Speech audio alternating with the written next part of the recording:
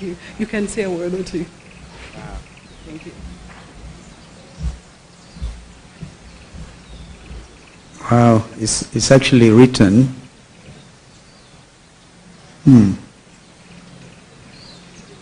Regional conflict mediator. And my name. And actually 5 stars. 5 stars. Well, ladies and gentlemen, and Madam Evelyn Bright, I like the name. Yeah, and then Ausa. This gentleman is in charge of 72,000 CBOs in the country. And how they managed to do this it remains a mystery. And CMA,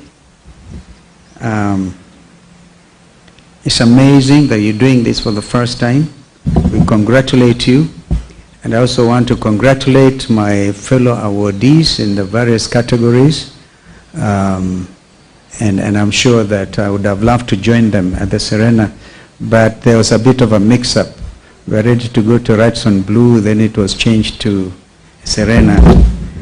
Be that as it may, we have a country to think about, to love, to uphold the principles that hold us together, basically the rule of law. And we have a region that is in dire need of mediation. And even before we go to the region, the country itself. I happen to be a mediator myself, and I went through a mediation course. And I'm sure that may not have been captured. But people remember that when we were given some jobs to do by 2 presidents, President Daniel Arap Moi at that time as a young foreign minister. And if you allow me to mention Evelyn, you just mentioned to me that your grandmother is a famous Elizabeth Bagaya, who served as foreign minister in Uganda. And now she's doing regional work, literally.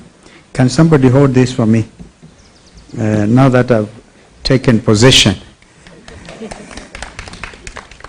So you see, you have that DNA of working for regional well-being, the integration of East Africans.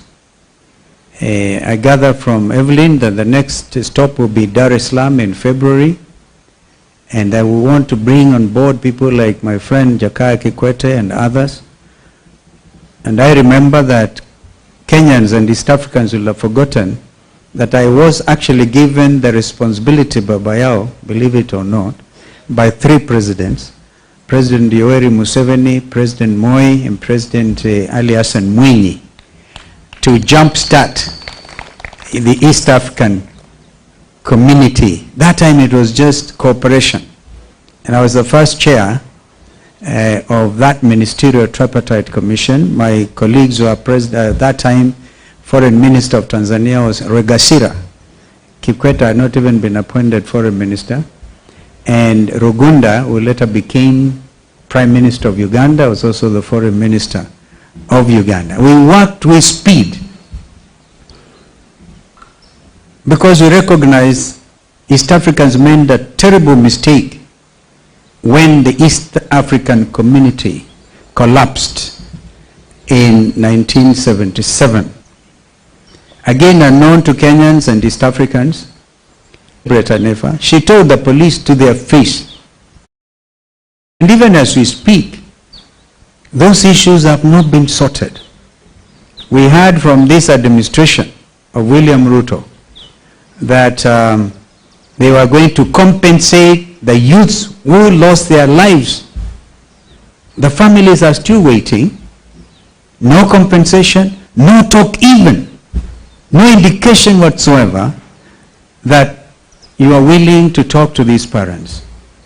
Well, I think it is important. Justice demands that we don't make promises that we can't keep or we don't intend to keep. They just wanted an escape route, which they got. Some of us afforded them an escape route, and then they got all of it. And in fact, some of us who belong to the Azimio family are benefiting from the blood and the sweat of the many Kenyans who came to the streets, and the whole world stood still and took notice of the Gen Z revolt and movement. In the book of Ephesians, where the Bible tells us, life in you, live peaceably with all men. Leaders, we will be there looking for votes and calling each other names. But remember, we have a country. We are all, at the end of the day, Kenyans, East Africans, and members of the world community. Therefore, the example of the Gen Z and the millennials. By the way, they are the ones who came out in Botswana hardly 2 weeks ago. The Gen Zs and the millennials came out. So, I think it's within the mediation spirit to ask this administration to give ideas to these young Kenyans, because they want to come and teach some people a lesson of their lives. Like they did in Botswana, where the ruling party that time, the president who did one term, and if you look at what happened in Botswana, you can almost see exactly what has happened in Kenya. The president who was driven out by the Gen Zs and the millennials was torturing his predecessor Ian Khan, I think that's the name. Yeah, and in fact that president escaped. Former president went to South Africa on exile. And then you preach hatred. Again, remember the biblical principle. You kill by the sword, you die by the sword. So there's so much. When God gives us bread, let us live peaceably with each other. Don't punish your opponents. You know, now, there are business people in this country who cannot dare to be identified with the opposition because they know the KRA people will be on their case tomorrow. Yani watu wanaishi kwa woga.